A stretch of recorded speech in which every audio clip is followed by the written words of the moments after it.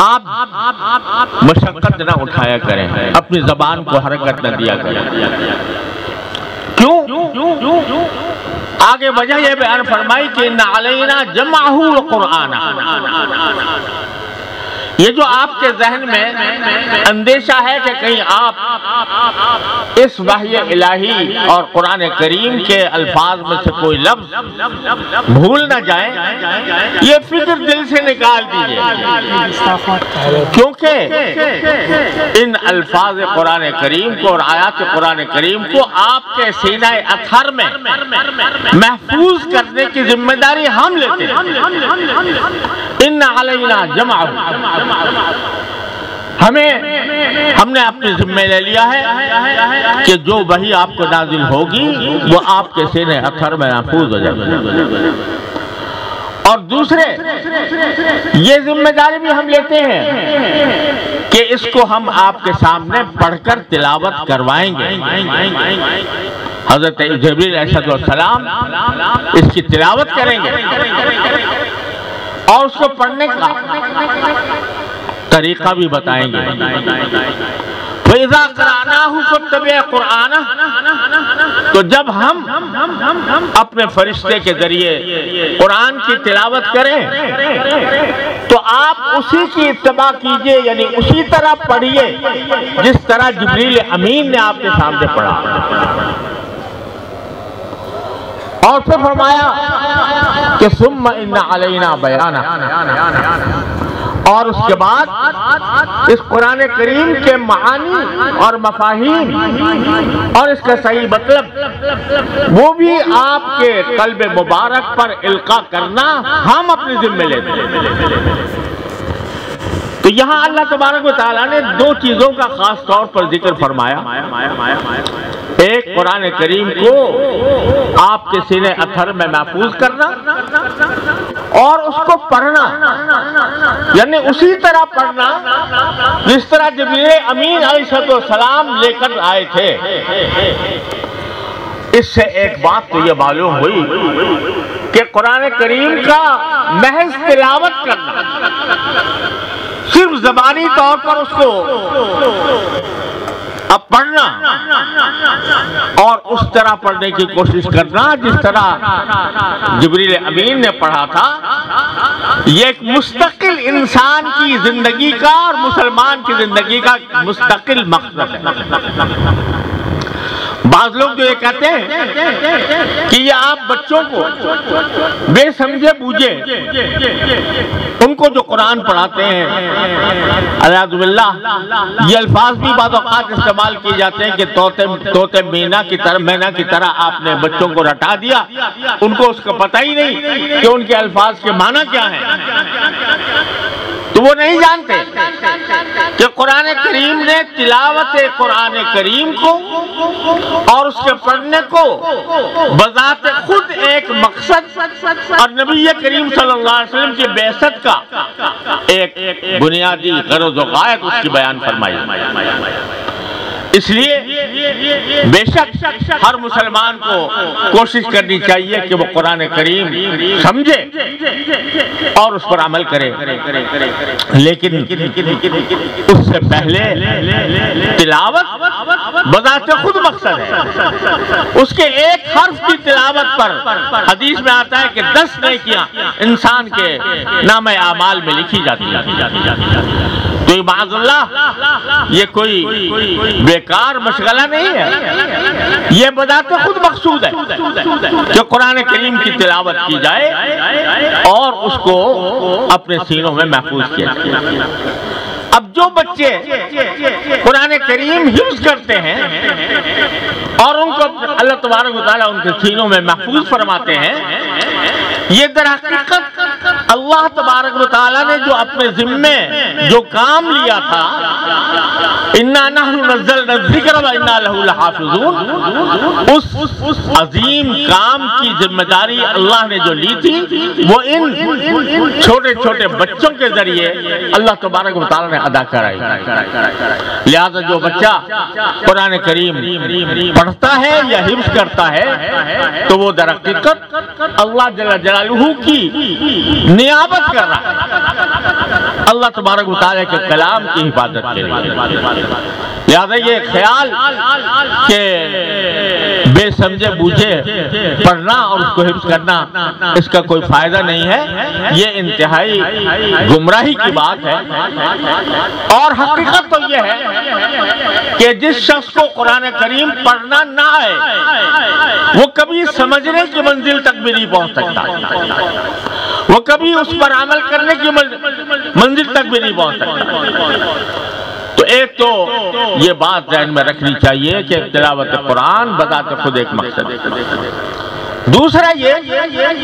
کہ اللہ تعالیٰ نے یہ فرمایا کہ اذا قرأناہ فاتبع قرآنہ، جس طرح جبریل امین پڑھ رہے ہیں اسی طرح آپ بھی پڑھیے، یعنی تلاوت کا بھی ایک خاص طریقہ ہے، وہ عام کتابوں کی طرح پڑھنا نہیں ہے بلکہ قرآن کریم کی تلاوت کا وہی طریقہ جو حضرت جبریل امین علیہ السلام نے اختیار فرمایا وہ ہر مسلمان کی ذمہ داری ہے۔ اور یہ اس امت کا امتیاز ہے، اتنا بڑا امتیاز ہے کہ دنیا کی کوئی قوم، کوئی ملت، کوئی مذہب اس کی نظیر پیش نہیں کر سکتا کہ قرآن کریم کی تلاوت کے طریقے کو اس امت کے علماء نے ایک مستقل علم میں جمع فرمایا جس کا نام علم تجوید ہے۔ آپ کو دنیا کی کسی قوم میں، کسی مسلک میں، کسی مذہب میں، کسی معاشرے میں اس علم تجوید کی مثال نہیں ملے گی۔ آج تک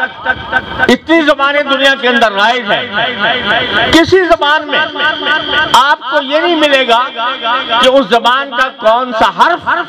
کس طرح ادا کیا جاتا ہے۔ قرآن کریم کا یہ اعجاز ہے اور اس کی حفاظت کا جو اللہ تعالیٰ نے ذمہ لیا تھا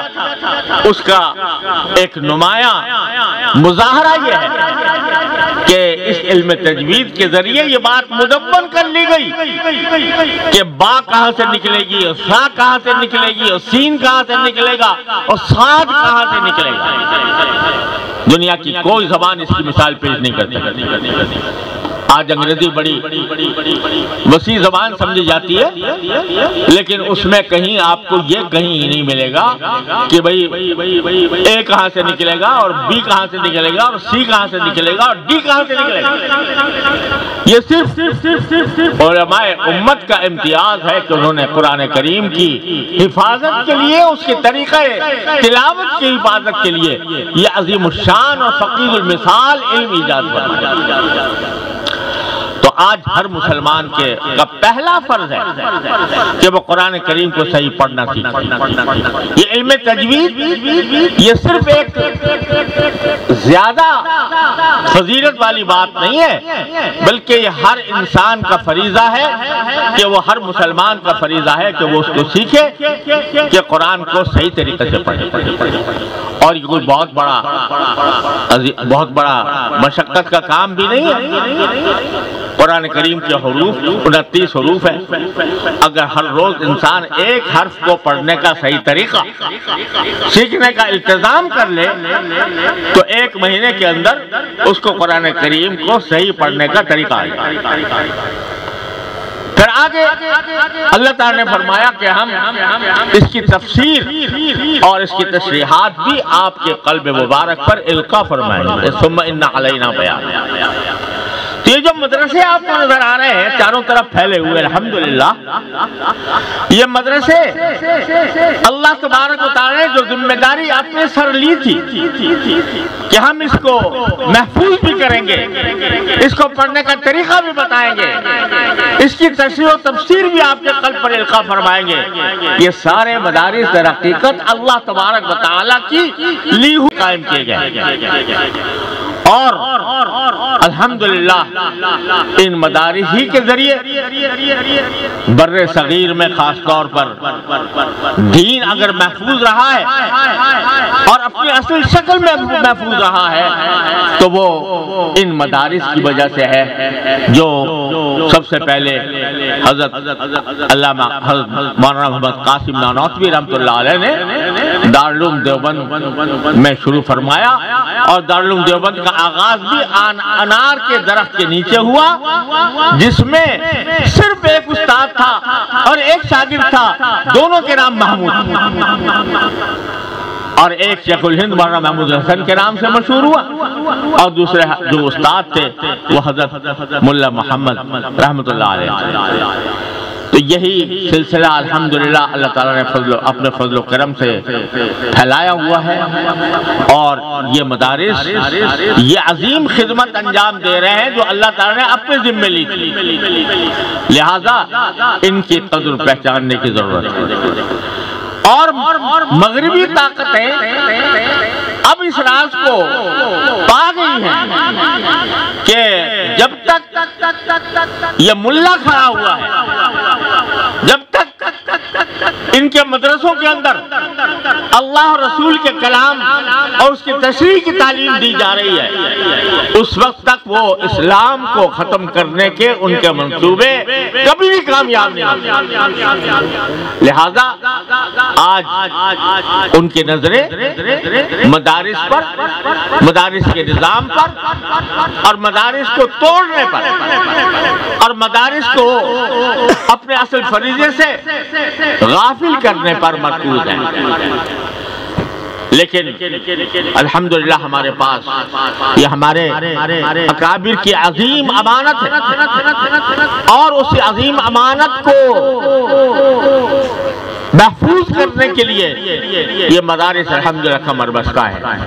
آج طرح طرح کے اعتراضات کے باوجود، طرح طرح کی رکاوٹیں پیدا کرنے کے باوجود الحمدللہ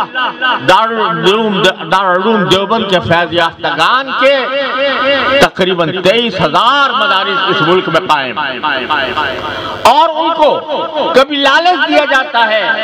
کبھی دھمکایا جاتا ہے، لیکن یہ اللہ تعالیٰ کا فضل و کرم ہے کہ وہ پوری استقامت کے ساتھ اللہ کے لیے ان ساری دشواریوں کو برداشت کر رہے ہیں، اور راہ حق میں بسا اوقات قربانیاں دینی پڑتی ہیں، مشکلات سہنی پڑتی ہیں۔ الحمدللہ اس کا ہمارے تمام مدارس کو پورا ادراک بھی ہے، احساس بھی ہے، اور ان کو اس بات کا اللہ نے سلیقہ بھی عطا فرمایا ہے کہ وہ ان مشکلات کا خندہ پیشانی کے ساتھ مقابلہ کریں۔ میں اس محفل کے ذریعے اپنے تمام دینی مدارس کو جو الحمدللہ ہمارے ملک کے طول عرض میں پھیلے ہوئے ان کو یہ پیغام دینا چاہتا ہوں کہ اللہ تعالیٰ کے بھروسے پر اپنے اکابر کے طریقے پر قائم رہتے ہوئے اپنی خدمات جاری رکھیں۔ اگر راستے میں رکاوٹیں آتی ہیں تو رکاوٹیں تو انبیاء کرام علیہ السلام کے راستوں میں بھی آئی ہے، صحابہ کرام رضی اللہ تعالیٰ عنہ کے راستوں میں بھی آئی ہیں۔ ان رکاوٹوں کو فی الحال خندہ پیشانی سے برداشت کریں، لیکن یاد رکھیے کہ والعاقبۃ للمتقین، اللہ تعالیٰ کا وعدہ ہے کہ انجام کار وہی لوگ کامیاب ہوتے ہیں، انہی کو فتح نصیب ہوتی ہے کہ جو اللہ تعالیٰ کے راستے پر قائم ہو اور صدق دل کے ساتھ اور اخلاص کے ساتھ اپنا کام بجا لاتے رہیں۔ انشاءاللہ جب تک یہ جذبہ موجود ہے، جب تک ہمارا تعلق اللہ تبارک و تعالیٰ کے ساتھ مضبوط اور استوار ہے، انشاءاللہ دنیا کی کوئی طاقت مدارس کو ختم نہیں کر سکتی۔ وما علینا الا البلاغ، وآخر دعوانا الحمد